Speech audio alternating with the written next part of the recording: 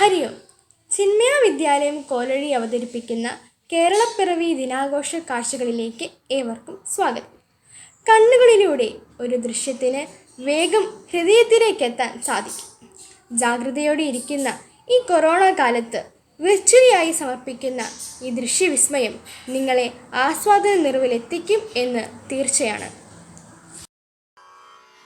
വന്ദിപ്പിൻ മാതാവിനെ, വന്ദിപ്പിൻ മാതാവിനെ, വന്ദിപ്പിൻ വരേണ്യയെ, വന്ദിപ്പിൻ വരദയെ. വന്ദിപ്പിൻ മാതാവിനെ, വന്ദിപ്പിൻ മാതാവിനെ, വന്ദിപ്പിൻ സമുദ്രാത്മാ ഭൂവാമി ശ്രീദേവി.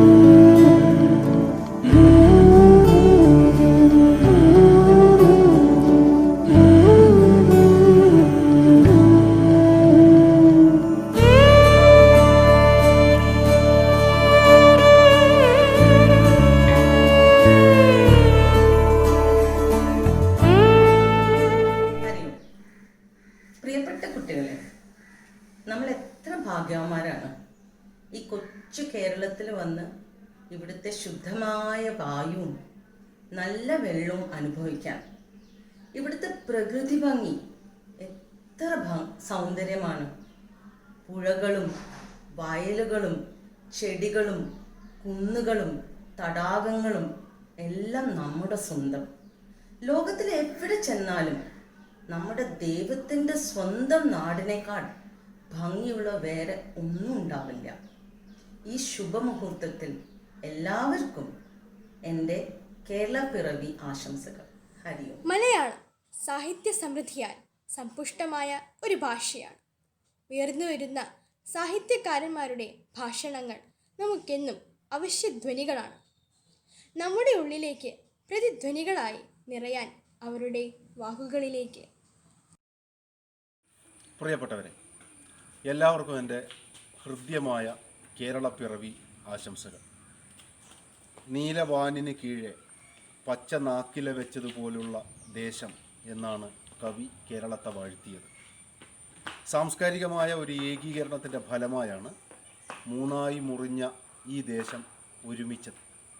അതിൻ്റെ പിന്നിൽ ചരിത്രപരമായ ഒട്ടേറെ കാരണങ്ങളും ഒട്ടേറെ സമരങ്ങളും ഉണ്ടായിരുന്നു. പല വ്യക്തികൾ, സംഘടനകൾ, ആദർശങ്ങൾ, പ്രത്യയശാസ്ത്രങ്ങൾ അതിനുവേണ്ടി ആഴത്തിൽ അധ്വാനിക്കുകയുണ്ടായി.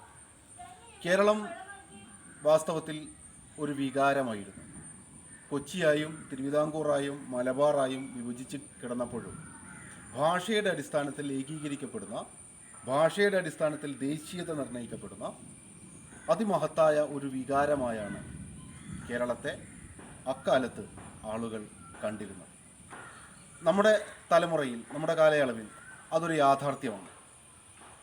വൈലോപ്പിള്ളി പറഞ്ഞതുപോലെ അവർ കൊളുത്തിയ പന്തങ്ങളും ഏന്തി വളരെ ദൂരം മുന്നോട്ട് പോകേണ്ട ചരിത്രപരമായ ഉത്തരവാദിത്വം നമ്മുടെ തലമുറയ്ക്കാണ്, നമ്മുടെ കാലഘട്ടത്തിനാണ്. ഈ വഴിവിളക്കുകളെ മുഴുവൻ ഓർമ്മിക്കുകയും അവർ ചൊരിഞ്ഞ വെളിച്ചത്തിൽ പുതിയ യാത്രാപഥം ക്രമപ്പെടുത്തുകയും ചെയ്യുക എന്നതാണ് ഈ കേരളപ്പിറവി ദിനത്തിൽ നാം കയ്യേൽക്കുന്ന ചുമതല. എല്ലാവർക്കും ഒരിക്കൽ കൂടി എൻ്റെ ആശംസകൾ. ഞാൻ രേഖ, കഥയൊക്കെ എഴുതുന്ന ഒരാളാണ്. ഈ കേരളപ്പിറവി ദിനത്തിൽ കോലഴി ചിന്മയ വിദ്യാലയത്തിലെ കുട്ടികളോട് സംസാരിക്കാൻ അവസരമുണ്ടായതിൽ സന്തോഷമുണ്ട്. കഥയെഴുതുന്ന ഒരാളെന്ന നിലയിൽ കവിതയിൽ നിന്ന് തന്നെ തുടങ്ങാം എന്ന് തോന്നുന്നു. KGSൻ്റെ ഒരു കവിതയാണ്. ആരെയാണ് കൂടുതൽ ഇഷ്ടം? എന്നെ തന്നെ. അത് കഴിഞ്ഞാലോ? അത് കഴിയുന്നതേ ഇല്ലല്ലോ. അത് സത്യമല്ലേ? നമുക്ക് നമ്മളോടുള്ള ഇഷ്ടം തീരുന്നതേയില്ല. നമ്മളിങ്ങനെ നമ്മളെ സ്നേഹിച്ചുകൊണ്ടേയിരിക്കുന്നു. അപ്പോൾ പിന്നെ ഒരു ചോദ്യം ഉയരുന്നു. എന്തുകൊണ്ടാണ് നമുക്ക് നമ്മളെ സ്നേഹമുണ്ട്, പക്ഷേ നമ്മുടെ ഭാഷയെ സ്നേഹമില്ലേ? തമിഴരുടെയോ ബംഗാളികളുടെയോ പശ്ചാത്തലമെടുക്കുമ്പോൾ മലയാളികൾക്ക് അത്ര കണ്ട് മാതൃഭാഷാ സ്നേഹം ഉള്ളതായി തോന്നിയിട്ടില്ല. പലപ്പോഴും ഇംഗ്ലീഷ് പഠിക്കേണ്ട എന്നല്ല, 5 വയസ്സിനുള്ളിൽ നമുക്ക് എത്രയോ ഭാഷകൾ പഠിക്കാനുള്ള ശേഷിയുണ്ട് എന്നാണ് നമ്മുടെ ശാസ്ത്രജ്ഞർ തന്നെ കണ്ടെത്തിയിട്ടുള്ളത്. അത് പഠിക്കാതിരിക്കുക എന്നല്ല അതിനർത്ഥം. സ്വന്തം ഭാഷ നന്നായി പഠിച്ചാൽ മറ്റുള്ള ഭാഷകൾ നമുക്ക് എളുപ്പം വഴങ്ങും. വള്ളത്തോൾ പറഞ്ഞത് നിങ്ങളൊക്കെ കേട്ടിരിക്കും എന്ന് തോന്നുന്നു. മറ്റുള്ള ഭാഷകൾ കേവലം ധാത്രിമാർ, മർത്യന്നു പെറ്റമ്മ താൻ ഭാഷ താൻ. നമ്മൾ ഓരോരുത്തരും നമ്മെക്കുറിച്ച് എത്ര കണ്ട് അഭിമാനം കൊള്ളുന്നു, അതുപോലെ തന്നെ നമ്മുടെ നാടിനെക്കുറിച്ച്, നമ്മുടെ ഭാഷയെക്കുറിച്ച്, നമ്മുടെ സംസ്കാരത്തെക്കുറിച്ച് അഭിമാനമുള്ളവരായി ഇരിക്കണം. അഭിമാനികളും അഭിമാനമുള്ളവരുമായി നമ്മൾ മാറേണ്ടിയിരിക്കുന്നു.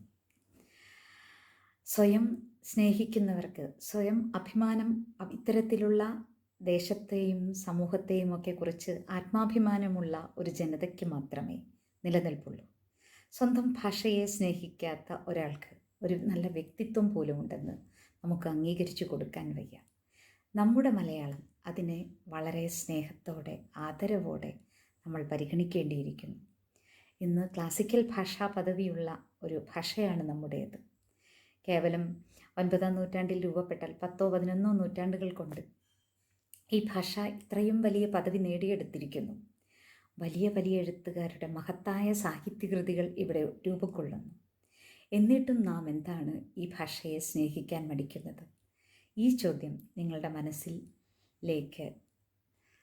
മനസ്സിലേക്ക് നിങ്ങളുടെ ചിന്തകളിലേക്ക് ഒക്കെ വിട്ടുതന്നുകൊണ്ട് എല്ലാവർക്കും ഒരിക്കൽ കൂടി കേരളപ്പിറവി ദിന ആശംസകൾ നേരുന്നു സ്നേഹത്തോടെ.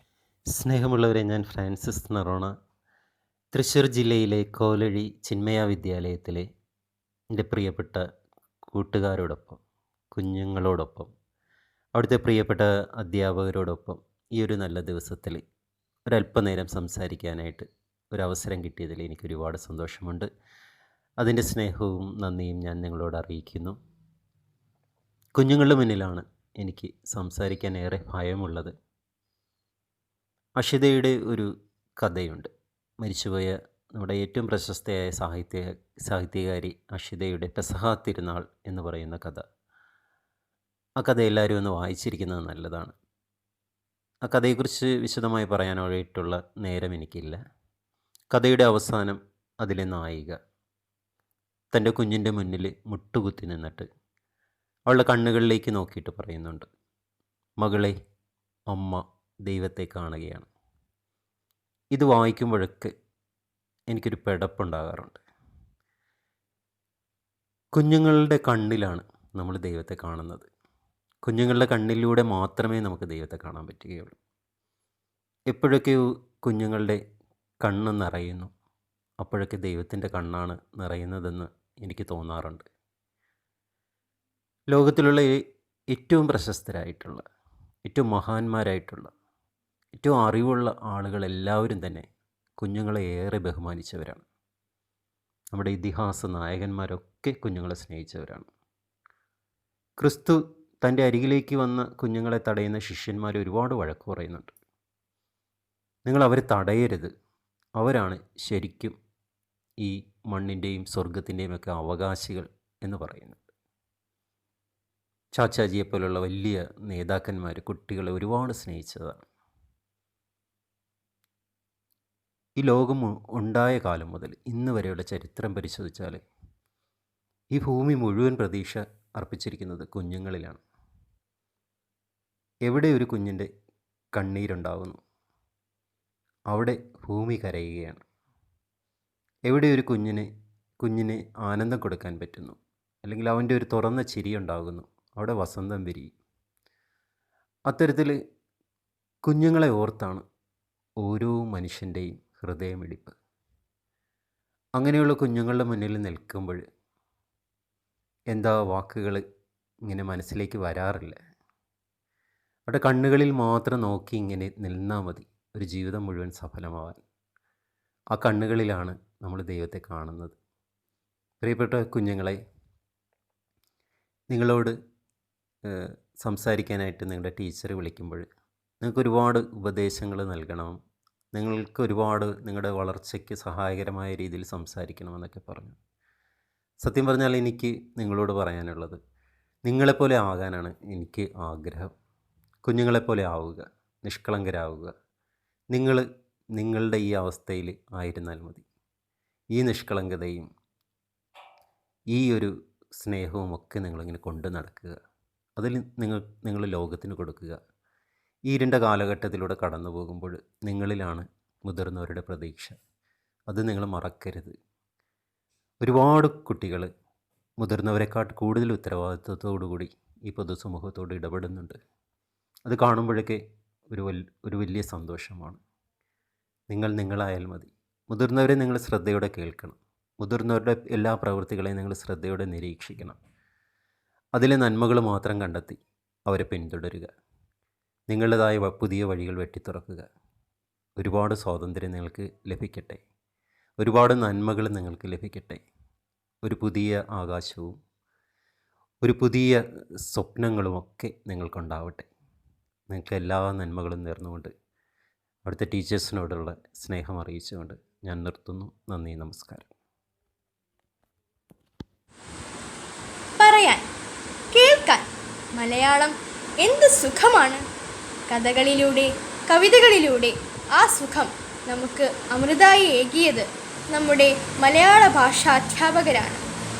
കൈരളിയും മലയാളവും അവരുടെ ഉള്ളിൽ എത്ര അനിർവചനീയമായ ആനന്ദമാണ് പകരുന്നതെന്ന് അവരുടെ വാക്കുകളിലൂടെ തന്നെ നമുക്ക് കേട്ടറിയാം.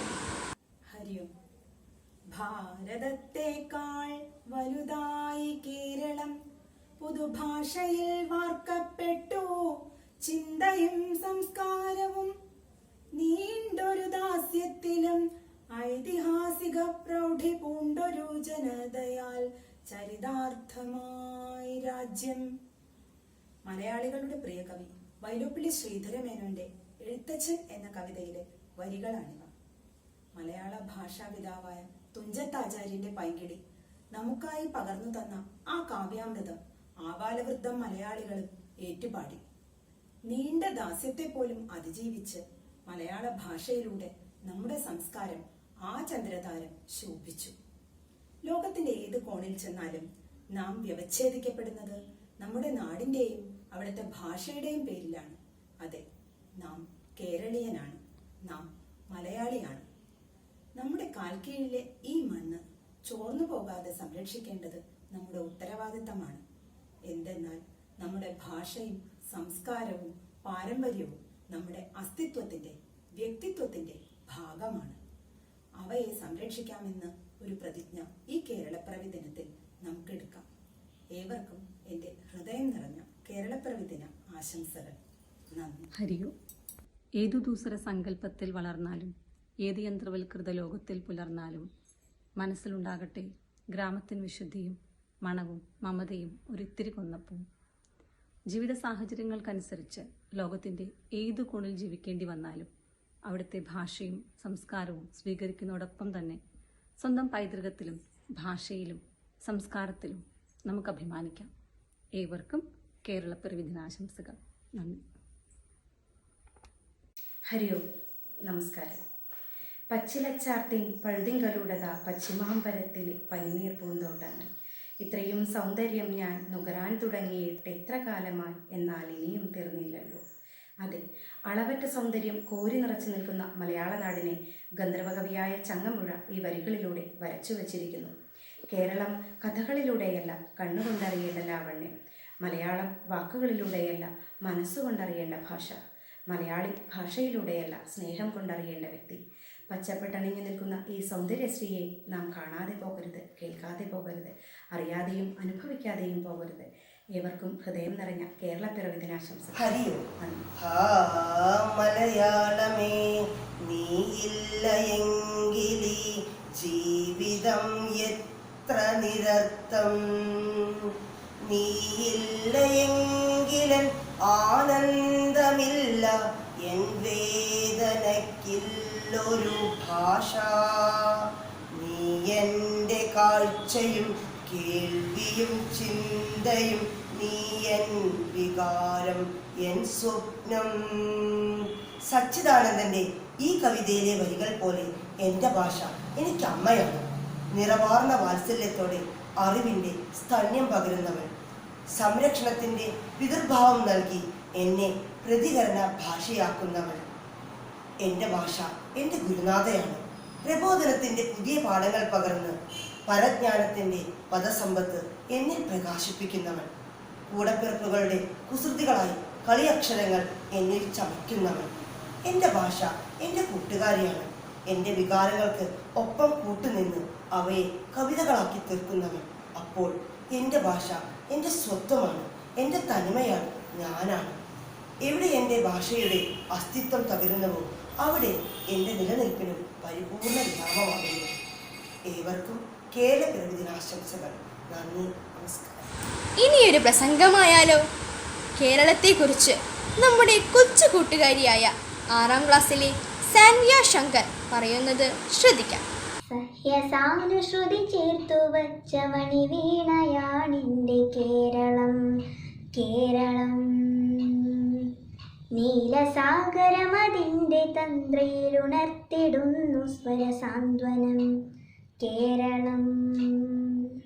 ഹരിയോ, ഇന്ന് നവംബർ 1 കേരളപ്പിറവി ദിനം. മഹാവിഷ്ണുവിന്റെ അവതാരമായ പരശുരാമൻ തന്റെ ആയുധമായ മഴുവെറിഞ്ഞ് സമുദ്രത്തിൽ നിന്നും വീണ്ടെടുത്ത പ്രദേശം എന്ന ഐതിഹ്യമുള്ള നാട്. മലനിരകളും പുൽമേടുകളും നെൽവയലുകളും കേരവൃക്ഷങ്ങളും നിറഞ്ഞ മനോഹരമായ നാട്.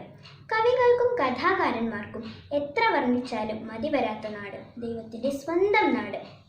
കഥകളി, മോഹിനിയാട്ടം, ഓട്ടൻതുള്ളൽ എന്നീ കലകളാൽ സമ്പന്നമായ നാട്. കളരിപ്പയറ്റും ആയുർവേദവും തെയ്യവും നമ്മുടെ നാടിൻ്റെ പ്രശസ്തി വാനോളം ഉയർത്തുന്നു. അങ്ങനെയുള്ള കേരളത്തിന് ഇന്ന് 64 വയസ്സ് തികയുന്നു. ഈ പുണ്യഭൂമിയിൽ ജനിക്കാനും ജീവിക്കാനും ഭാഗ്യം ലഭിച്ചവരാണ് നാം. ഈ മനോഹാരിത നഷ്ടപ്പെടാതെ കാത്തു സൂക്ഷിക്കാൻ ഉത്തരവാദിത്തപ്പെട്ടവർ. ആ ഉത്തമ ബോധ്യത്തോടെ വിദ്യാർത്ഥികളായ നമുക്ക് മുന്നേറാം. എല്ലാവർക്കും കേരളപ്പിറവി ആശംസകൾ. നന്ദി. അനേകം കവികൾ പാടിപ്പുകഴ്ത്തിയ മധുരഭാഷയാണ് മലയാളം. വള്ളത്തോളിൻ്റെ എൻ്റെ ഭാഷ എന്ന കവിതയുമായി എത്തുന്നത് 8ാം ക്ലാസ്സിലെ പാർവതി എസ് വാര്യർ. മഹാകവി വള്ളത്തോളിൻ്റെ മാതൃഭാഷയുടെ മഹത്വം വിളിച്ചോതുന്ന എൻ്റെ ഭാഷ എന്ന കവിതയിൽ നിന്ന് ഏതാനും വരികൾ. മിണ്ടിത്തുടങ്ങാൻ ശ്രമിക്കുന്ന പിഞ്ചിളം ചുണ്ടിന്മേലം മിഞ്ഞപ്പാലോടൊപ്പം അമ്മയെന്നുള്ള 2 അക്ഷരമല്ലയോ സമ്മേളിച്ചിടുന്നതൊന്നാമതായി. മറ്റുള്ള ഭാഷകൾ കേവലം ധാത്രിമാർ, മർത്യന്നു പെറ്റമ്മ തൻ ഭാഷ താൻ. മാതാവിൻ വാത്സല്യ ദുഃഖം നുകർന്നാലേ പൈതങ്ങൾ പൂർണ്ണ വളർച്ച നേടൂ. അമ്മ താൻ തന്നെ പകർന്നു തരുമ്പോഴേ നമ്മൾക്കമൃതും അമൃതായി തോന്നൂ.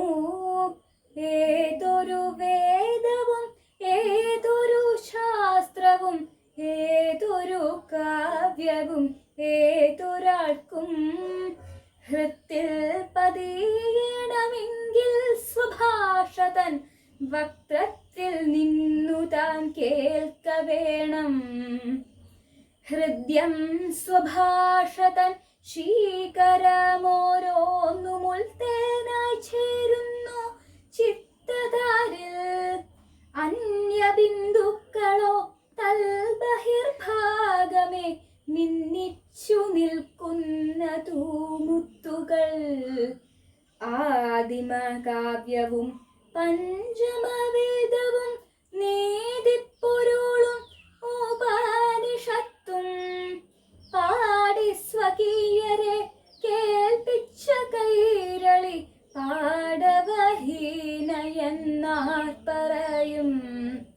കൊണ്ടാടി നാനാവി ചിന്തന തന്തുക്കൾ കൊണ്ടാത്മഭാഷയെ വാഴ്പ്പിക്കാകിൽ കേരളത്തിനീരുൾ കൊണ്ടിൽ നിന്നൊന്നു കേറാൻ പിടിക്കയറെന്തു വേറെ മറ്റുള്ള ഭാഷകൾ കേവലം ധാത്രിമാർ മർത്യന്നു പെറ്റമ്മ തൻ ഭാഷ താൻ മർത്യന്നു പെറ്റമ്മ തൻ ഭാഷ താൻ. എല്ലാവർക്കും എൻ്റെ ഹൃദയം നിറഞ്ഞ കേരളപ്പിറവി ആശംസകൾ. മലയാള ഭാഷാ പിതാവായ എഴുത്തച്ഛനെ അറിയേണ്ടത് ഓരോ മലയാളിയുടെയും അനിവാര്യതയാണ്. എഴുത്തച്ഛനെ കുറിച്ച് കൂടുതൽ അറിവേകാൻ എത്തുന്നത് 6ാം ക്ലാസ്സിലെ മാധവ് മേനോൻ.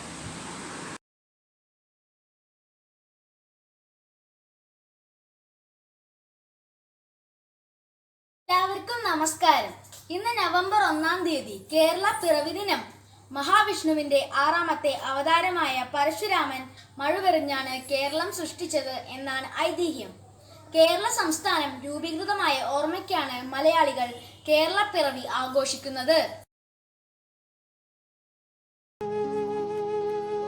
ഞാൻ ഇന്നിവിടെ പറയാൻ പോകുന്നത് മലയാള ഭാഷയുടെ പിതാവായ തുഞ്ചത്ത് എഴുത്തച്ഛനെ കുറിച്ചാണ്. മലയാള ഭാഷയുടെ പിതാവായ തുഞ്ചത്ത് രാമാനുജൻ എഴുത്തച്ഛൻ പ്രാചീന കവിത്രയത്തിൽ പ്രമുഖനാണ്. 15-ാം നൂറ്റാണ്ടിനും 16-ാം നൂറ്റാണ്ടിനും ഇടയിൽ ജീവിച്ചിരുന്നു എന്നു കരുതപ്പെടുന്ന എഴുത്തച്ഛനാണ് കിളിപ്പാട്ട് പ്രസ്ഥാനത്തിന് നാന്ദി കുറിച്ചത്. സംസ്കൃത വൃത്തത്തിൽ എഴുതിയില്ലെങ്കിൽ കവിതയാവില്ല എന്ന ധാരണയാണ്. വളരെ ലളിതവും മനോഹരവുമായ നാടൻ വൃത്തങ്ങളിലൂടെ എഴുത്തച്ഛൻ തൻ്റെ പൈങ്കിളിയിലൂടെ തിരുത്തിക്കുറിച്ചത് തമിഴിൻ്റെയും സംസ്കൃതത്തിൻ്റെയും പിടിയിൽ നിന്ന് മലയാള ഭാഷയ്ക്ക് സ്വന്തമായി സാഹിത്യപാത തെളിയിക്കാൻ ചാലകശക്തിയായതും 9 അക്ഷരമുള്ള വട്ടെഴുത്തിന് പകരം 51 അക്ഷരമുള്ള മലയാള ലിപി പ്രയോഗത്തിൽ വരുത്തിയതും എഴുത്തച്ഛനാണ്. അധ്യാത്മരാമായണം പോലെയുള്ള കൃതി മലയാളത്തിൽ ഉണ്ടായിട്ടില്ല. മഞ്ഞ കർക്കിടകത്തിൽ ഇപ്പോഴും ആശ്വാസമഴയായി കേരളക്കരയിൽ എങ്ങും അധ്യാത്മരാമായണം പെയ്തിറങ്ങുന്നു. ഭാരതം കിളിപ്പാട്ട്, ഭാഗവതം കിളിപ്പാട്ട്, ഉത്തരരാമായണം, ചിന്താരത്നം, ദേവി മഹാത്മ്യം, കൈവല്യ നവനിതം, ഹരിനാമ കീർത്തനം എന്നിവയാണ് അദ്ദേഹത്തിന്റെ മറ്റു കൃതികൾ. തിരൂരിലെ തുഞ്ചൻ പറമ്പിൽ അദ്ദേഹത്തിനായി ഒരു സ്മാരകം നിർമ്മിച്ചിട്ടുണ്ട്. ഡിസംബർ 31-ന് തുഞ്ചൻ ദിനമായി ആചരിച്ചു വരുന്നു. തുഞ്ചത്ത് എഴുത്തച്ഛന്റെ ഓർമ്മയ്ക്കായി അദ്ദേഹത്തിന്റെ അധ്യാത്മരാമായണം കിളിപ്പാട്ടിലെ കുറച്ചു വരികൾ ഞാൻ ഇവിടെ ചൊല്ലാൻ പോകുന്നു. രാമായ രാമചന്ദ്രായ രാമഭദ്രായ വേദസേ രഘുനാഥായ നാഥായ സീതായ പദയേ നമഃ.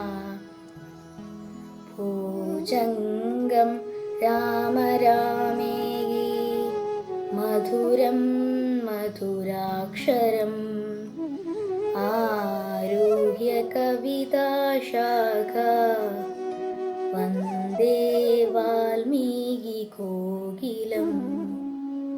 നന്ദി.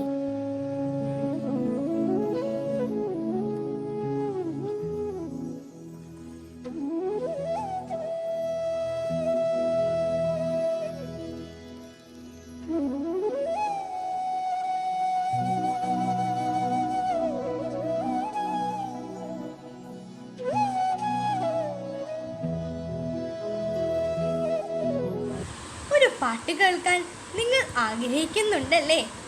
ഒരു സംഘഗാനവുമായി നമ്മുടെ കൊച്ചു കൂട്ടുകാർ.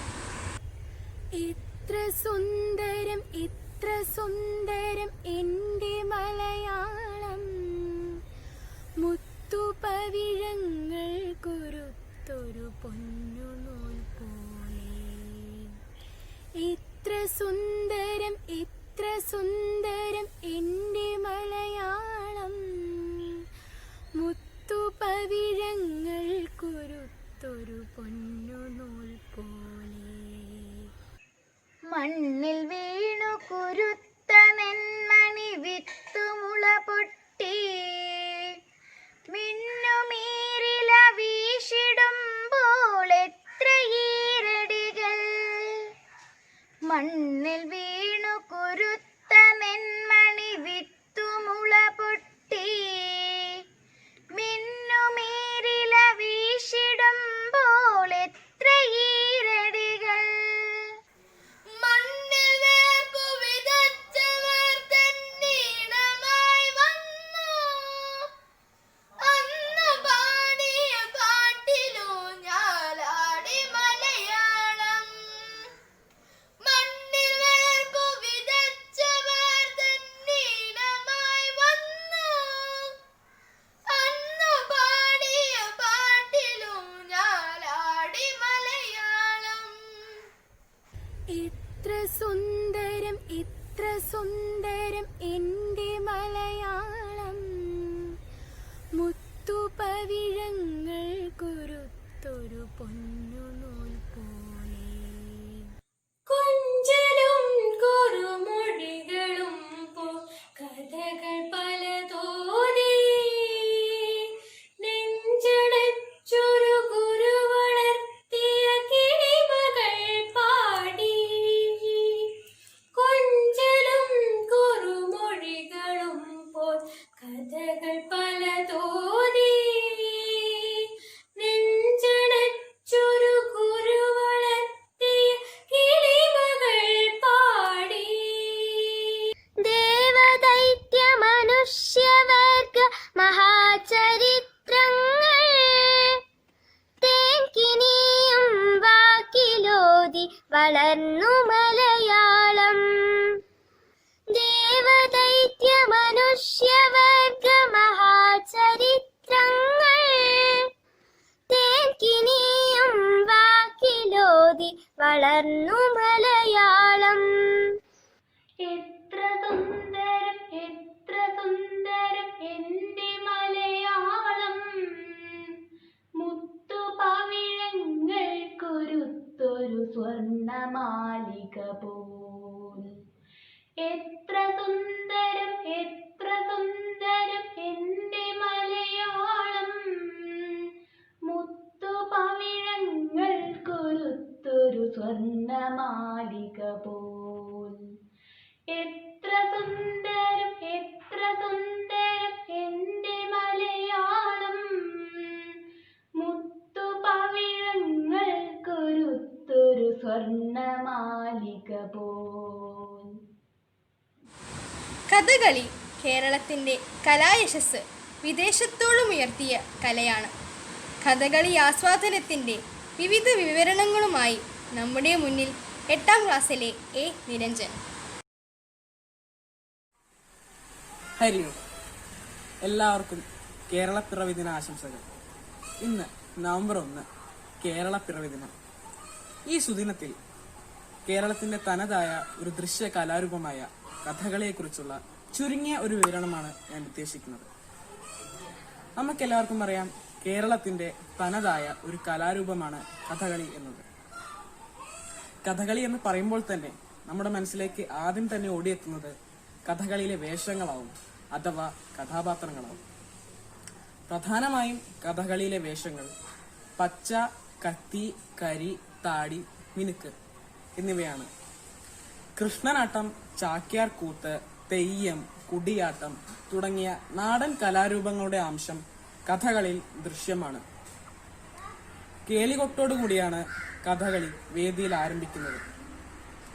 ആട്ടക്കഥയാണ് കഥകളിയിലെ സാഹിത്യം.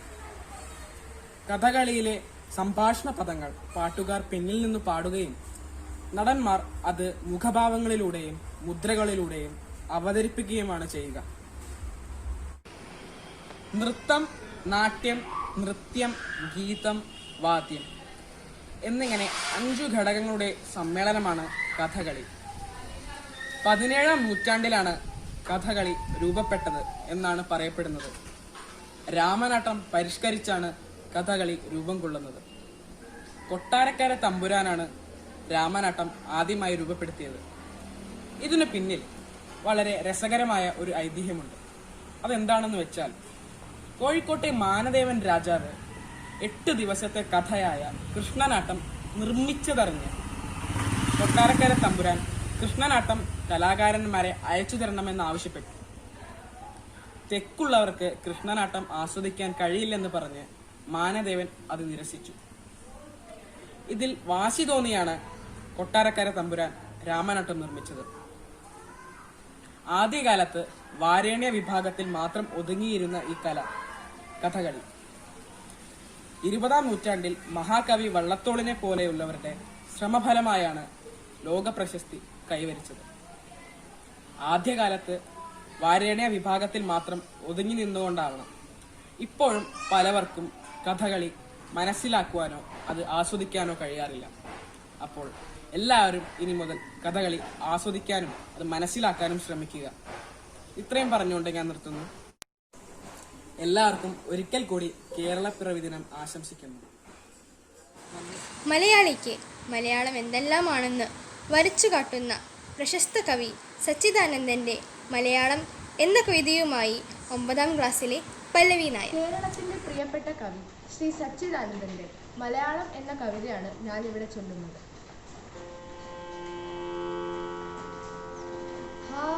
മലയാളമേ നീയില്ല എങ്കിലീ ജീവിതമെത്ര നിരർത്ഥം. മലയാളമേ നീയില്ല എങ്കിലീ ജീവിതമെത്ര നിരർത്ഥം. നീയില്ല എങ്കിലെന്നാനന്ദമില്ലെൻ്റെ വേദനയ്ക്കില്ലൊരു ഭാഷ. വേദനയ്ക്കില്ലൊരു ഭാഷ. നീ എൻ്റെ കാഴ്ചയും കേൾവിയും ചിന്തയും, നീ എൻ വികാരമെൻ സ്വപ്നം. നീ എൻ്റെ കാഴ്ചയും കേൾവിയും ചിന്തയും, നീ എൻ വികാരമെൻ സ്വപ്നം. നീ മഴ പോലെന്നിൽ വാക്കുകൾ പെയ്യുന്നു, നീയേ വെയിലും നിലാവും. നീ മഴ പോലെന്നിൽ വാക്കുകൾ പെയ്യുന്നു, നീയേ വെയിലും നിലാവും. നീ വേനൽ, നീ ചെടി, നീ പൂവിൽ, നീ ഫലം, നീ തന്നെ ഭാവി തൻ വിത്തും. നീ വേനൽ, നീ ചെടി, നീ പൂവിൽ, നീ ഫലം, നീ തന്നെ ഭാവി തൻ വിത്തും. നീ കടൽ പോലെ തിരയടിച്ചെത്തുന്നു, നീ കരങ്ങിടുന്നു കാറ്റായി. നീ കടൽ പോലെ തിരയടിച്ചെത്തുന്നു, നീ കരങ്ങിടുന്നു കാറ്റായി. നീ കരങ്ങിടുന്നു കാറ്റായി. മലയാളമേ നിൻ പച്ചയില്ലെങ്കിൽ ജീവിതമേ മരുഭൂമി. വന്നേറ്റുവാങ്ങുകി ഭാഷക്കിടാങ്ങളെ, നിങ്ങൾക്കിതല്ലോ വെളിച്ചം. നിങ്ങൾക്കിതല്ലോ വെളിച്ചം. നിങ്ങൾക്കിതല്ലോ വെളിച്ചം. എല്ലാവർക്കും എൻ്റെ കേരളപ്പിറവി ദിനാശംസകൾ. മനുഷ്യനെയും പ്രകൃതിയെയും ഒരേപോലെ സ്നേഹിക്കുന്ന പ്രിയ കവയത്രി സുഗതകുമാരി ടീച്ചറെ കുറിച്ച് പറയുവാനായി 6ാം ക്ലാസ്സിലെ ശ്രദ്ധ. നമസ്കാരം. ഇന്ന് കേരളപ്പിറവി ദിനം. എല്ലാവർക്കും എൻ്റെ കേരളപ്പിറവി ആശംസകൾ. നമ്മുടെ സംസ്ഥാനത്തിൻ്റെ ഈ 64 വർഷത്തെ ഉജ്ജ്വലമായ യാത്രയിൽ പ്രമുഖയാണ് നമ്മുടെ പ്രിയപ്പെട്ട കവയത്രി ശ്രീമതി സുഗതകുമാരി ടീച്ചർ. നമ്മുടെ പ്രിയപ്പെട്ട ടീച്ചർ 1934 ശ്രീ ബോധേശ്വരൻ്റെയും കാർത്തികേയനി ടീച്ചറുടെയും മകളായി ജനിച്ചു. 1978 രാത്രിമഴ എന്ന കവിതയ്ക്ക് കേന്ദ്ര അക്കാദമി പുരസ്കാരം ലഭിച്ചു. രാത്രിമഴയിൽ നിന്ന് 2 വരികൾ. രാത്രിമഴ ചുമ്മാതെ കേണും ചിരിച്ചും വിതുമ്പിയും നിർത്താതെ പെറുപെറുത്തും, നീണ്ട മുടിയിട്ടുലച്ചും കുനിഞ്ഞിരിക്കുന്നൊരു യുവതിയാം ഭ്രാന്തിയെപ്പോലെ. ടീച്ചറുടെ മറ്റു കൃതികളാണ് പാവം പാവം മാനവഹൃദയം, മുത്തുച്ചിപ്പി, ഇരുൾ ചിറകുകൾ, അമ്പലമണി, കറുത്ത പൂക്കൾ, സ്വപ്നഭൂമി എന്നിവ. ടീച്ചറുടെ കവിതകളിലൂടെ സഞ്ചരിക്കുമ്പോൾ ദുഃഖം നിഴലിക്കുന്നതായി കാണാം. വയലാർ അവാർഡ്, എഴുത്തച്ഛൻ പുരസ്കാരം, കേരള സാഹിത്യ അക്കാദമി ഫെലോഷിപ്പ് എന്നിവ ടീച്ചർ കരസ്ഥമാക്കിയിട്ടുണ്ട്. സുഗതകുമാരി ടീച്ചർ അറിയപ്പെടുന്ന ഒരു പ്രകൃതി സംരക്ഷണ പോരാളിയാണ്. ടീച്ചറുടെ കൃഷ്ണ പ്രേമത്തിന് തെളിവാണ് കൃഷ്ണ നീ എന്നെ അറിയില്ല എന്ന കവിത. ഒരിക്കൽ കൂടി എല്ലാവർക്കും കേരള പിറവി ആശംസകൾ. നാടൻ പാട്ടിൻ്റെ ഒരു നൃത്താവിഷ്കാരം ആസ്വദിച്ചു വന്നാലോ ഇനി? 5ാം ക്ലാസ്സിലെയും 6ാം ക്ലാസ്സിലെയും കൊച്ചു കൂട്ടുകാർ അവതരിപ്പിക്കുന്ന സംഘനൃത്തമാണ് അടുത്തത്.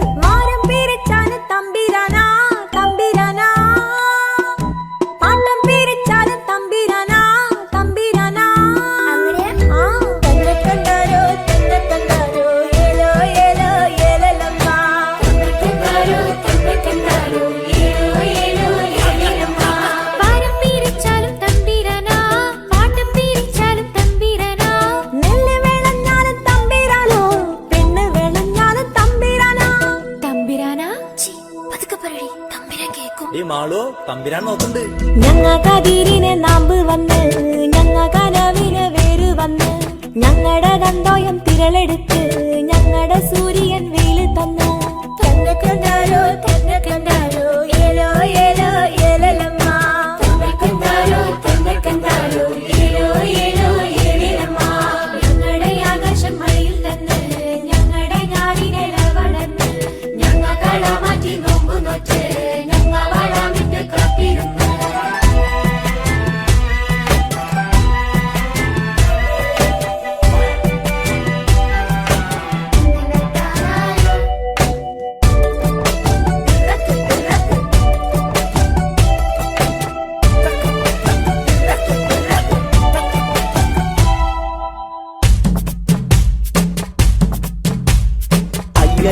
കിന്നാരം പാടുന്നോളെ പായാരം പറയാണ്ട് ഞാറ് തമ്പീരം കണ്ട കളീളകെ തമ്പീരം കേട്ടാലൊറങ്ങുതുള്ളേ മാറ് മറച്ചിട്ട് ഞാറ് നടും തമ്പീരം കാണാണ്ട് മാറി നിൽക്കും. തമ്പീരം കാക്ക കണ്ണെറിയലുണ്ട് നാവില് വെള്ളമിറക്കണുണ്ട്.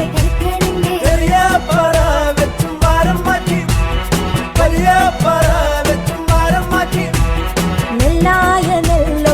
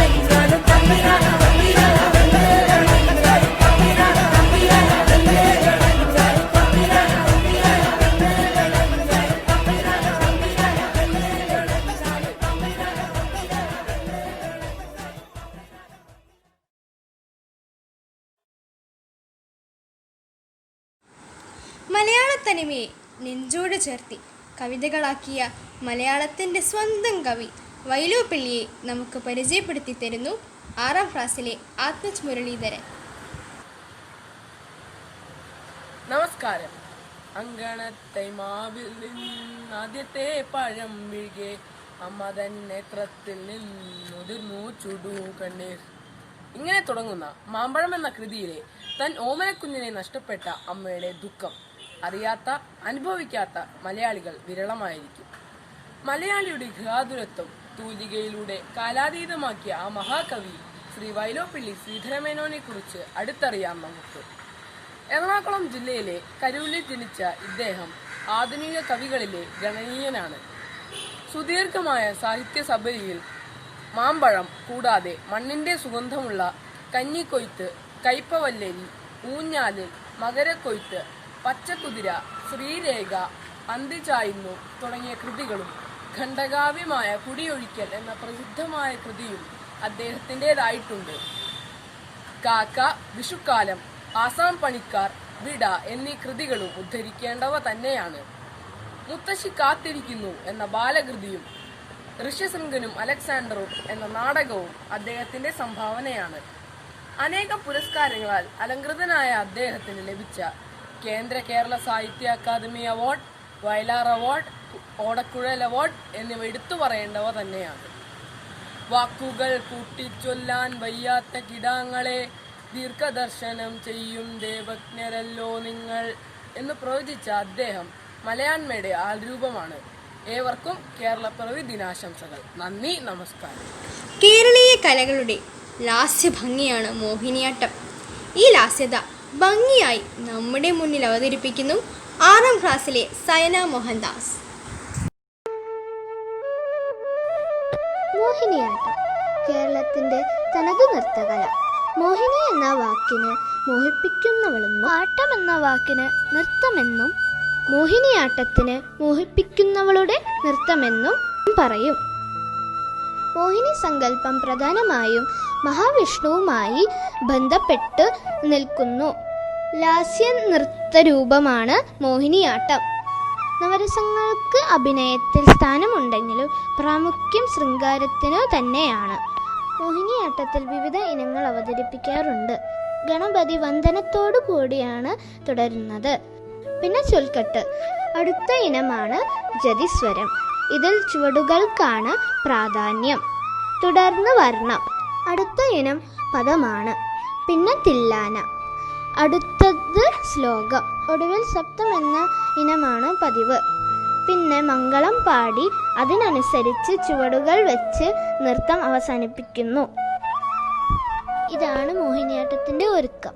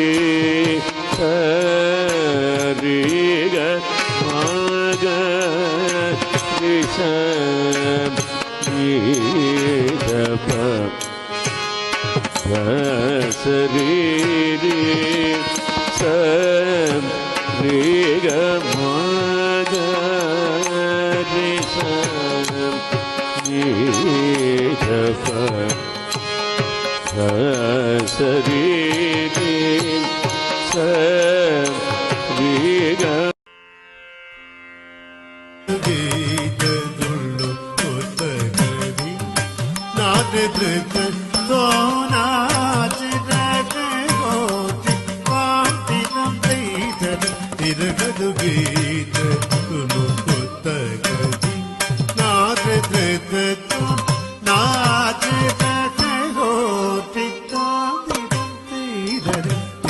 മധുഗീതതുള്ളു കൊത്തകരീ കൊത്തകരീ കൊത്തകരീ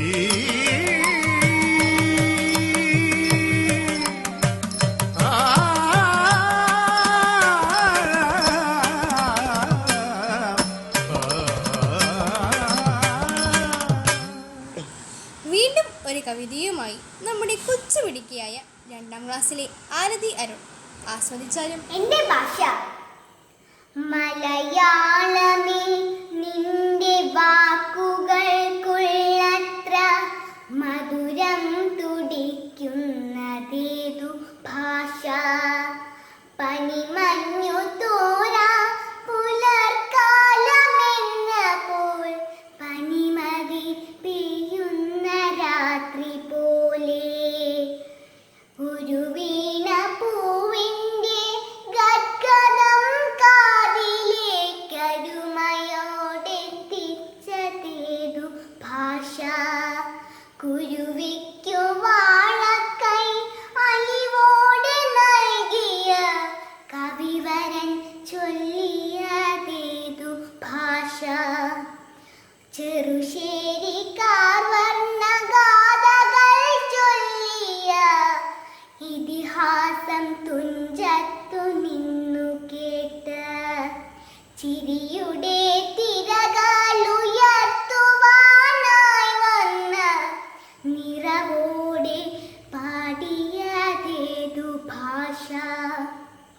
ഇനി എൻ്റെ ഭാഷയും ദേശവും സ്വപ്നവും ഇനിയുമെത്താതെ കളഞ്ഞു പോയാൽ അവിടെ എൻ ജന്മവും തത്വവും സത്യവും അവനിയിൽ നിന്നും മറഞ്ഞു പോട്ടെ. മലയാളമേ, നിന്റെ വാക്കുകൾക്കുള്ളത്ര മധുരം തുടിക്കുന്നതേതു ഭാഷ. നന്ദി. ശക്തമായ പദാവലിയുണ്ട് മലയാള ഭാഷയ്ക്ക്. അക്ഷരമാല ശ്രേണിയുമായി KG വിഭാഗത്തിലെ കുഞ്ഞോമനകൾ.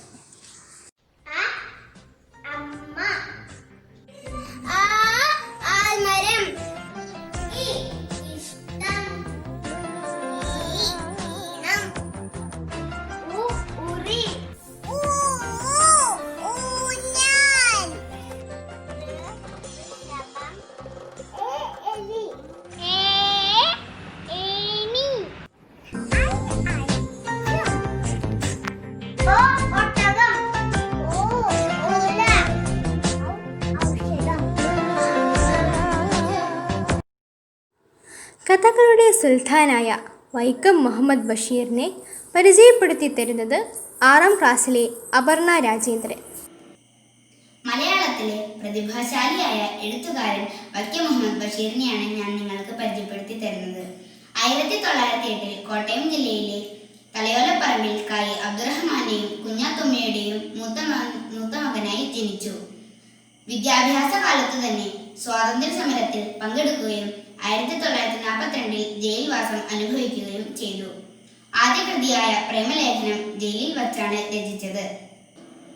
മതിലുകൾ, ഭാർഗവീ നിലയം, പാത്തുമ്മയുടെ ആട്, ബാല്യകാല സഖി, വിഡ്ഢികളുടെ സ്വർഗം മുതലായവ പ്രധാന കൃതികളാണ്. ഇതിൽ ചില കൃതികൾ സിനിമയാക്കിയിട്ടുണ്ട്. ജീവിത വിമർശനവും ആക്ഷേപഹാസ്യവും അദ്ദേഹത്തിന്റെ കൃതികളുടെ പ്രത്യേകതയാണ്. കേന്ദ്ര സാഹിത്യ അക്കാദമിയും കേരള സാഹിത്യ അക്കാദമിയും അദ്ദേഹത്തെ ഫെലോഷിപ്പ് നൽകി ആദരിച്ചിട്ടുണ്ട്. 1982 അദ്ദേഹത്തിന് പത്മശ്രീ പുരസ്കാരം ലഭിച്ചു. ഓർമ്മയുടെ അറകൾ എന്ന പുസ്തകം അദ്ദേഹത്തിന്റെ ആത്മകഥയാണ്. ഫാത്തിമ ബീവി ആണ് അദ്ദേഹത്തിന്റെ ഭാര്യ. അദ്ദേഹത്തിന് 2 മക്കളുണ്ട്. ബേപ്പൂർ സുൽത്താൻ എന്ന പേരിലും അറിയപ്പെട്ടിരുന്ന അദ്ദേഹം 1994 അന്തരിച്ചു. ആചാര വൈവിധ്യങ്ങളുടെ ഭൂമികയാണ് കേരളം. ജാതിഭേദമില്ലാതെ സമത്വ സുന്ദരമായ നമ്മുടെ നാടിൻ്റെ ആചാരങ്ങളെ പരിചയപ്പെടുത്തുന്നത് 2ാം ക്ലാസ്സിലെ കൊച്ചുകൂട്ടുകാർ.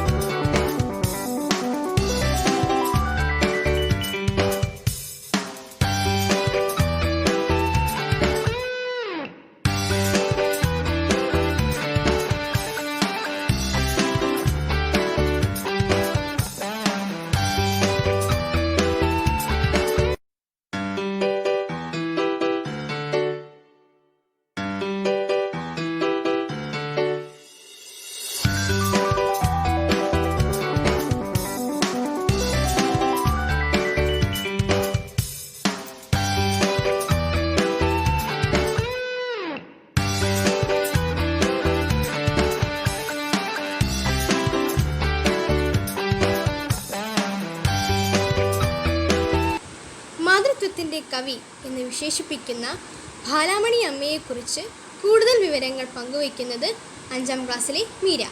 നമസ്കാരം. ഞാൻ ഇന്നിവിടെ പരിചയപ്പെടുത്തുന്നത് മലയാള കവിതകളുടെ അമ്മ എന്നറിയപ്പെടുന്ന ശ്രീമതി ബാലാമണി അമ്മയെയാണ്.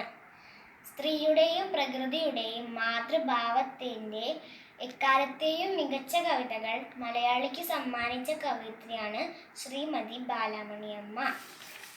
തൃശൂർ പുന്നയൂർ കുളത്തെ നാലപ്പാട്ട് വീട്ടിൽ 1909 ജൂലൈ 19 നാലപ്പാട്ട് ബാലാമണി അമ്മയുടെ ജനനം. ഔപചാരികമായ വിദ്യാഭ്യാസമൊന്നും ലഭിച്ചിട്ടില്ലാത്ത ബാലാമണി അമ്മയ്ക്ക് തൻ്റെ അമ്മാവനും കവിയും വിവർത്തകനുമെല്ലാമായിരുന്ന നാലപ്പാട്ട് നാരായണ മേനോൻ്റെ ലൈബ്രറി ആയിരുന്നു പാഠശാല. ദാർശനികനായ അമ്മാവൻ്റെ ശിക്ഷണം കവിതയ്ക്ക് അടിത്തറ പാകി. മാതൃഭാവത്തെയും ശൈശവ സൗകുമാര്യത്തെയും തന്മയീ ഭാവത്തോടെ ചിത്രീകരിക്കുന്നതായിരുന്നു ബാലാമണി അമ്മയുടെ കാവ്യസബര്യ. തൊട്ടിലാട്ടും ജനനിയെ പെട്ടെന്ന് തട്ടി നീക്കി 2 മനക്കയ്യുകൾ കേട്ടു പിന്നിൽ നിന്നിക്കളഗീതി ഞാൻ കാട്ടുകെന്നുടെ കൊച്ചനുജത്തിയെ. സാഹിത്യത്തിനു നൽകിയ സംഭാവനകൾ പരിഗണിച്ച് നിരവധി പുരസ്കാരങ്ങൾ അവരെ തേടിയെത്തി. പ്രശസ്ത സാഹിത്യകാരിയായ ശ്രീമതി മാധവിക്കുട്ടി ബാലാമണി അമ്മയുടെ മകളാണ്. 2004 സെപ്റ്റംബർ 29 ബാലാമണി അമ്മ ഈ ലോകത്തോട് വിട പറഞ്ഞു. എല്ലാവർക്കും എൻ്റെ കേരള പിറവി ദിന ആശംസകൾ. നന്ദി, നമസ്കാരം.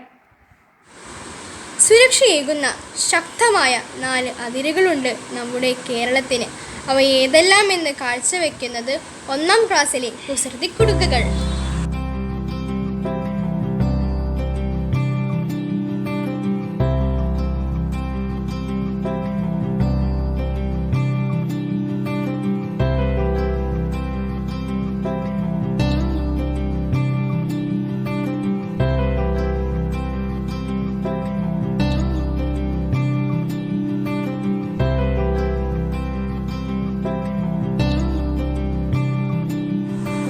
തിരുവാതിരക്കളി മലയാളിയുടെ ആഘോഷങ്ങളിൽ ഒഴിവാക്കാൻ പറ്റാത്ത ഒരു കലാരൂപമാണ്.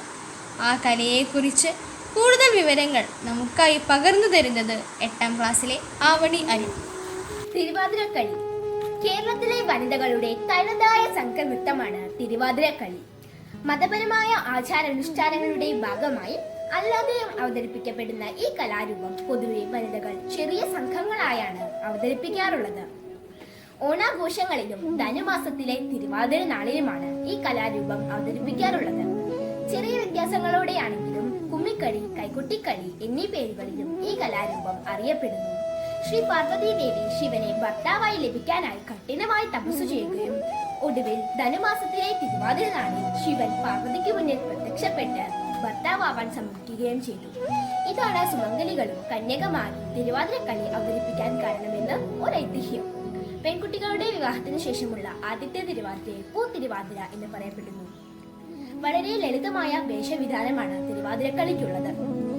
വനിതകൾ മുണ്ടും നേരിയതും എടുത്താണ് തിരുവാതിരക്കളി കളിക്കാറുള്ളത്. സൂര്യോദയത്തിനു മുൻപ് കുളത്തിൽ പോയി തിരുവാതിര പാട്ടുപാടി തുടിച്ചു കുളിക്കൽ, ഉറക്കമുളയ്ക്കൽ, എട്ടങ്ങാടി വെച്ച് കഴിക്കൽ, ദശപുഷ്പം ചൂടൽ, തിരുവാതിരക്കളി എന്നിവയൊക്കെയാണ് തിരുവാതിര ആഘോഷത്തിന്റെ പ്രധാന ചടങ്ങുകൾ. തിരുവാതിര നാൾ തുടങ്ങുന്നത് മുതൽ അവസാനിക്കുന്നത് വരെയാണ് നമ്മൾ നുയമ്പ് നോൽക്കേണ്ടത്. ശ്യാമസുന്ദര കിരകിദാര ഭൂമി. ഈ പാട്ട് കേൾക്കാൻ തന്നെ എന്താ സുഖം. അപ്പോൾ നൃത്താവിഷ്കാരമായാലോ? കേരളത്തിൻ്റെ ഹരിതാഭ തരുന്നത് പോലെയുള്ള ഇരട്ടി മധുരം ആസ്വദിച്ചാലും. അവതരിപ്പിക്കുന്നത് 9ാം ക്ലാസ്സിലെ Hridya, Gopika, Neha.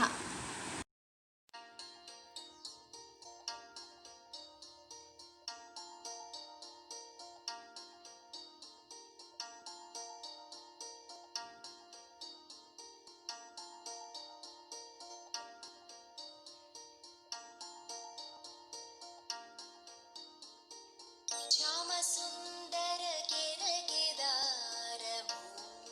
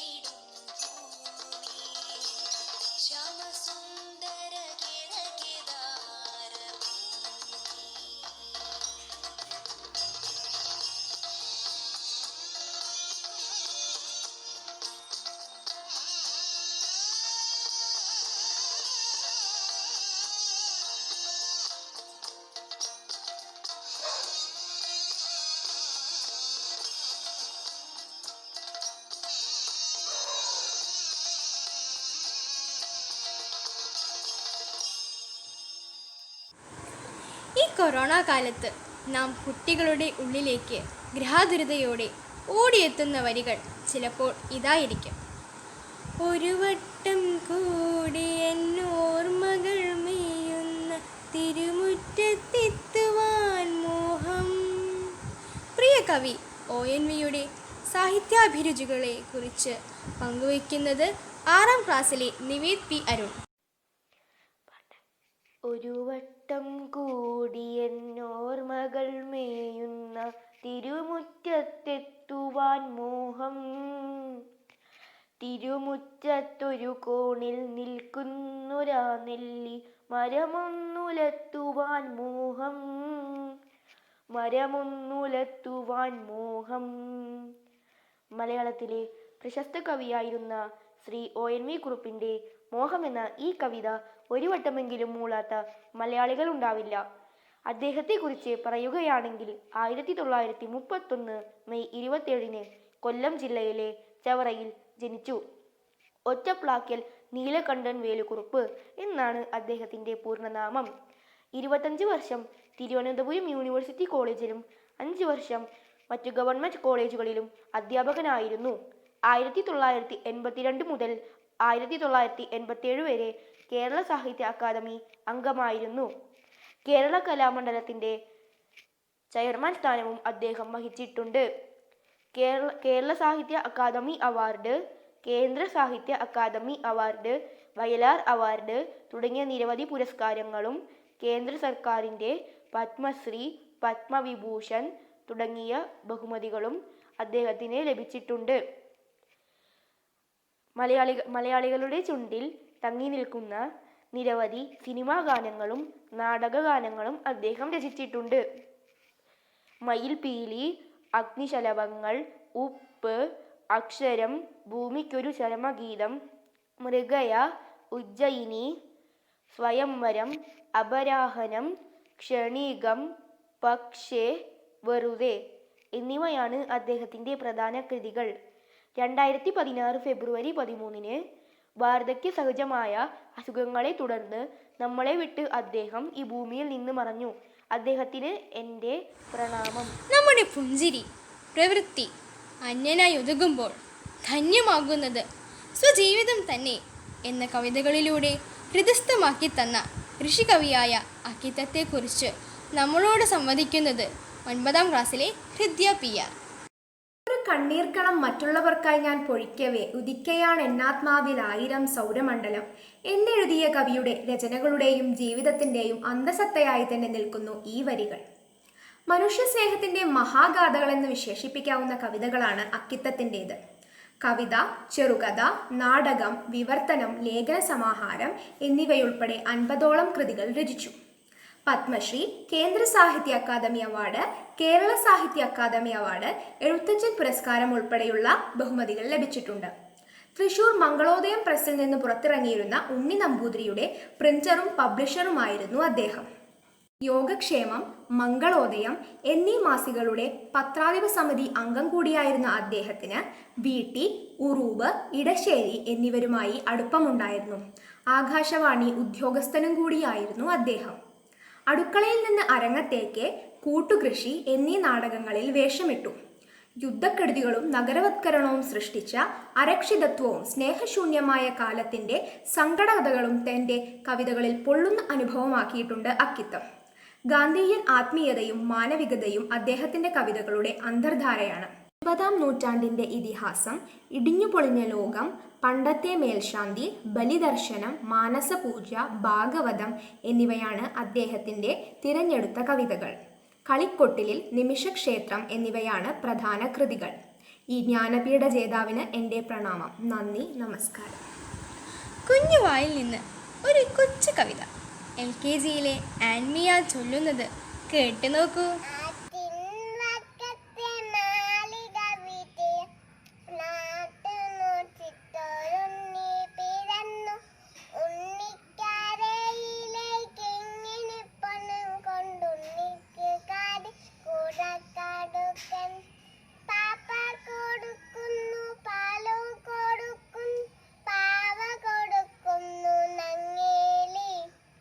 Chia moro de chupi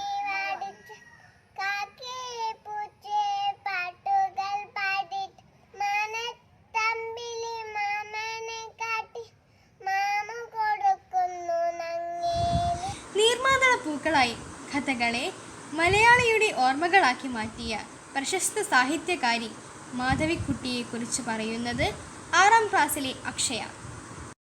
നമസ്കാരം, എല്ലാവർക്കും എൻ്റെ കേരള പിറവി ദിന ആശംസകൾ. ഞാനിന്നിവിടെ പറയാൻ പോകുന്നത് മാധവിക്കുട്ടി അഥവാ കമലാ സുരയ്യയെ കുറിച്ചാണ്. ഒരു ഇന്ത്യൻ ഇംഗ്ലീഷ് മലയാള സാഹിത്യകാരിയായിരുന്നു മാധവിക്കുട്ടി അഥവാ കമലാ സുരയ്യ. മലയാള രചനകളിൽ മാധവിക്കുട്ടി എന്ന പേരിലും ഇംഗ്ലീഷ് രചനകളിൽ കമലാദാസ് എന്ന പേരിലുമാണ് അവർ അറിയപ്പെട്ടിരുന്നത്. VM നായരുടെയും പ്രശസ്ത കവയിത്രിയായ നാലപ്പാട്ട് ബാലാമണി അമ്മയുടെയും പുത്രിയായി 1934 മാർച്ച് 31 പുന്നയൂർ കൊളത്താണ് മാധവിക്കുട്ടി ജനിച്ചത്. ഒരു എഴുത്തുകാരി എന്ന നിലയിൽ ആദ്യ രചനകൾ ഇംഗ്ലീഷിലായിരുന്നു. 15ാം വയസ്സായപ്പോൾ കമലയെ ബാങ്കറായ മാധവദാസ് വിവാഹം കഴിച്ചു. അങ്ങനെ കമല കമലാദാസ് ആയി. ആധുനിക ഇന്തോ ആംഗ്ലേയൻ കവിതകളുടെ മാതാവ് എന്നവർ വിളിക്കപ്പെട്ടു. ബാല്യകാല സ്മരണകൾ, എന്റെ കഥ, മതിലുകൾ, മാധവിക്കുട്ടിയുടെ തിരഞ്ഞെടുത്ത കഥകൾ, നിർമ്മാതളം, പൂത്തകാലം, നഷ്ടപ്പെട്ട നീലാംബരി തുടങ്ങിയവയാണ് മലയാളത്തിലെ പ്രശസ്ത കൃതികൾ.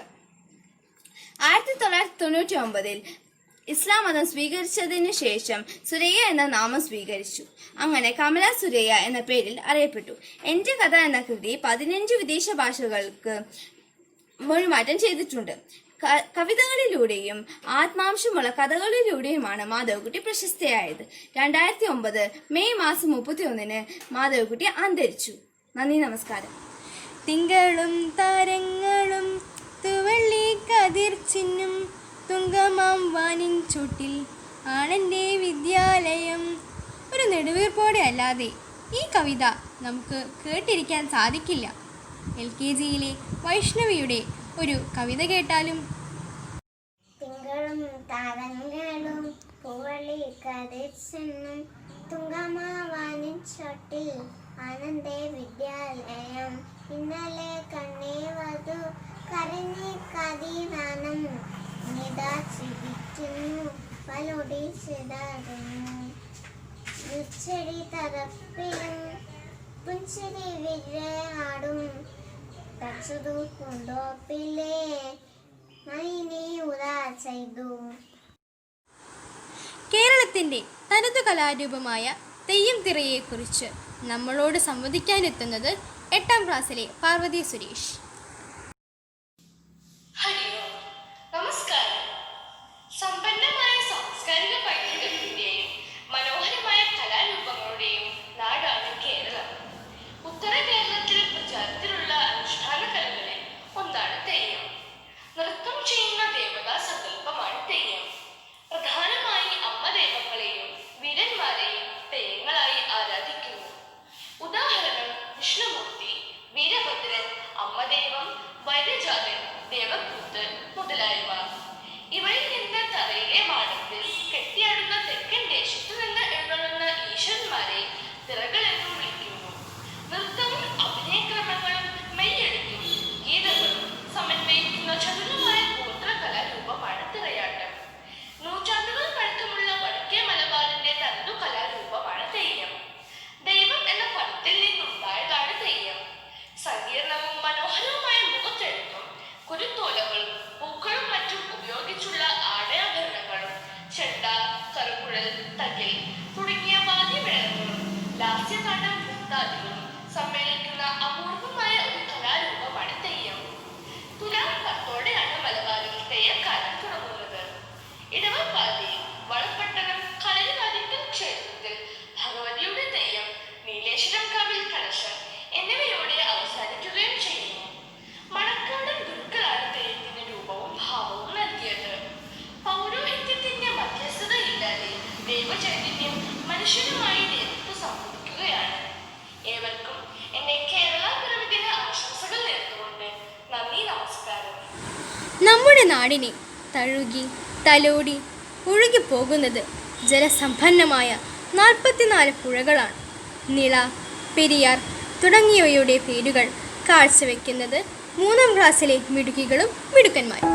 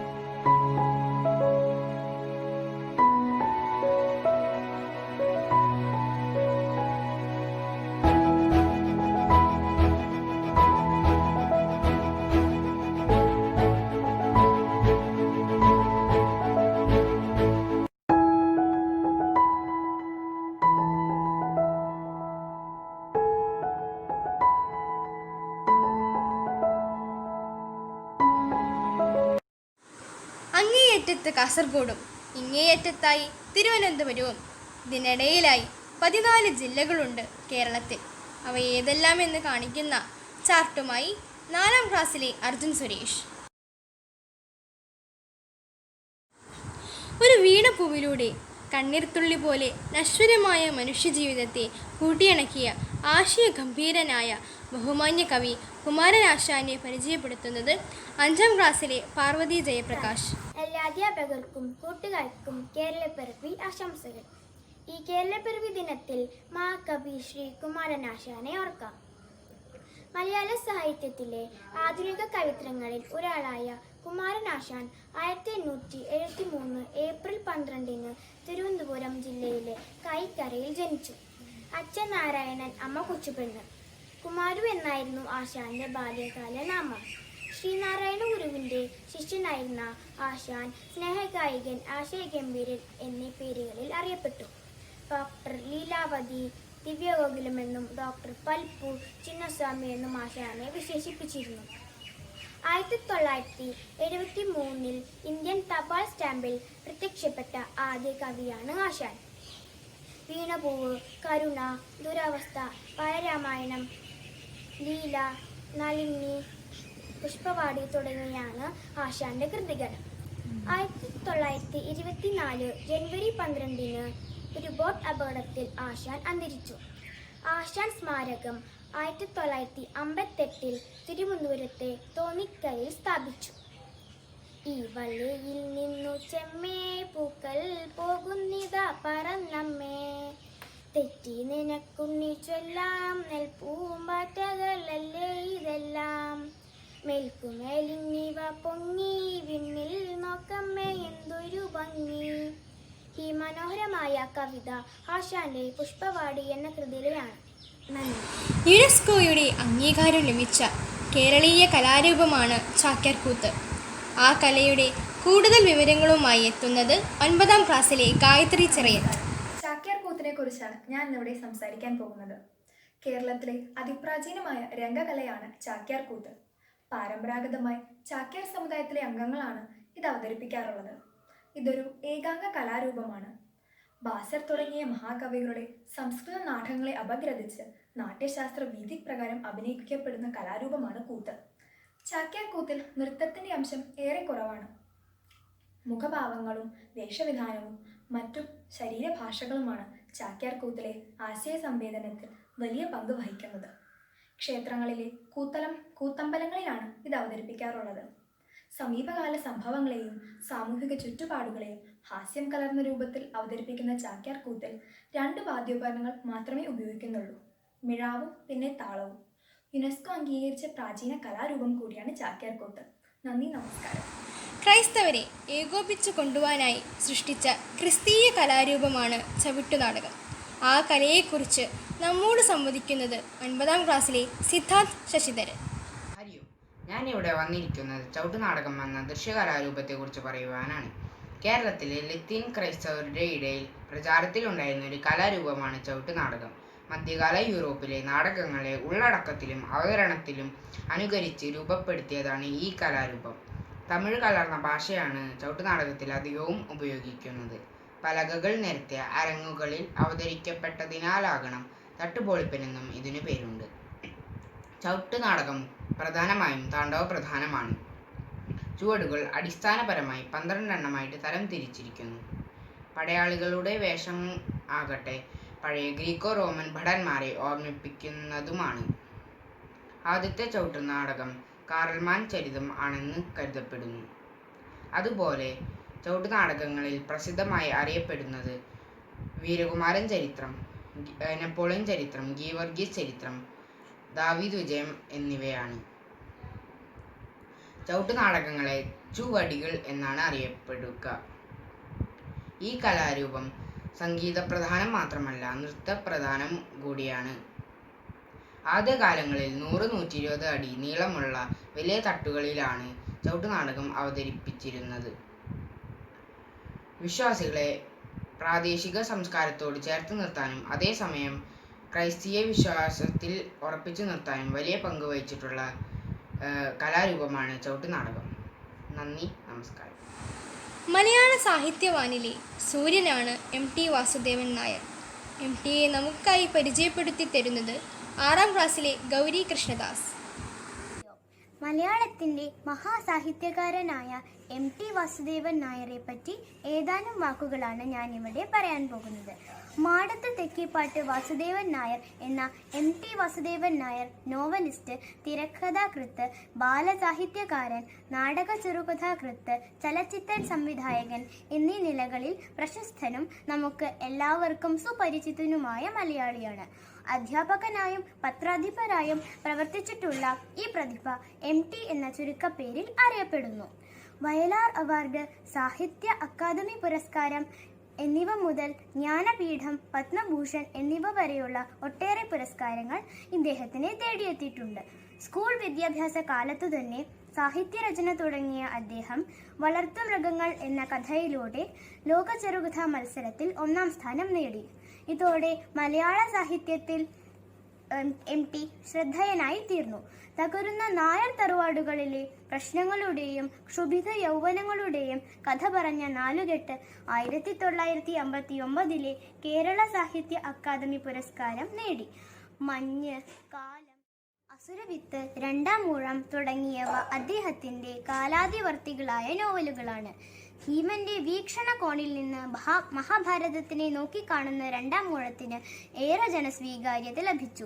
ഇരുട്ടിന്റെ ആത്മാവ്, കുട്ടിയെടുത്തി, വാനപ്രസ്ഥം, ചെറിയ ചെറിയ ഭൂകമ്പങ്ങൾ തുടങ്ങി നിരവധി കഥകളും ഇദ്ദേഹം രചിച്ചിട്ടുണ്ട്. MTയുടെ പല കഥകളും ചലച്ചിത്രമാക്കപ്പെട്ടിട്ടുണ്ട്. സ്വന്തം കഥയായ നിർമാല്യം 1973 ചലച്ചിത്രമാക്കിയപ്പോൾ ആ ചിത്രം നിർമ്മിച്ചതും സംവിധാനം ചെയ്തതും അദ്ദേഹം തന്നെയായിരുന്നു.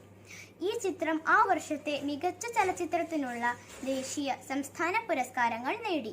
നിളയുടെ കഥാകാരൻ എന്നറിയപ്പെടുന്ന MT ഒരു പരിസ്ഥിതിവാദി കൂടിയാണ്. മലയാളികളുടെ പ്രിയങ്കരനായ MT ഇപ്പോൾ തുഞ്ചൻ സ്മാരക സമിതി അധ്യക്ഷനായി പ്രവർത്തിച്ചു വരുന്നു. നന്ദി. വീണ്ടും ഒരു കുട്ടിക്കവിതയുമായി എത്തുന്നു LKGയിലെ ദക്ഷിണ. കേട്ടാലും. കൂട്ടുകാരെ, ഇന്ന് ഞാൻ പറയാൻ പോകുന്നത് ശുഭകുമാരി ടീച്ചറുടെ ആണ്. കണ്ടോ കണ്ണാനെ കണ്ണും ചുവന്നമ്മ കാട്ടിൽ തേടി നടക്കുന്നു. കണ്ടില്ല ഞങ്ങൾ കണ്ടില്ല കരിവണ്ടും തുമ്പിയും മുളുന്നു. കണ്ടിട്ടേ ഇല്ല ഞാനെന്നു വേടമ്മൻ കണ്ണും നീട്ടിത്തിരിയുന്നു. കണ്ണനി കാട്ടിലി വന്നില്ല കൊച്ചു, കാടിന്റെ ഓളങ്ങൾ തുളുന്നു. കയറു കഴച്ചു അലഞ്ഞപ്പോൾ അമ്മ തിരികെ പൂവാൻ തുടങ്ങുന്നു. കാടിൽ നീലിച്ചത്തിൽ നിന്നപ്പോൾ ഓരോടെ കുഴൽ വീഴി പൊങ്ങുന്നു. കയറു കഴച്ചു വീടുന്നു, മുഖം പുഞ്ചിരി കൊണ്ടു തിളങ്ങുന്നു. കഴിഞ്ഞ മാതാവിന്റെ 64ാം ജന്മദിനത്തോടനുബന്ധിച്ച് ഞങ്ങൾ നടത്തിയ ഈ ദൃശ്യസന്ധ്യ ഏവർക്കും സ്വാദിഷ്ടമായി എന്ന് കരുതുന്നു. വിദ്യാലയത്തിന്റെ കലാവിസ്മയം വീക്ഷിച്ച് ആസ്വദിച്ച് സഹകരിച്ച ഏവർക്കും സ്നേഹപൂർവ്വം നന്ദി രേഖപ്പെടുത്തുന്നു. നന്ദി, നമസ്കാരം.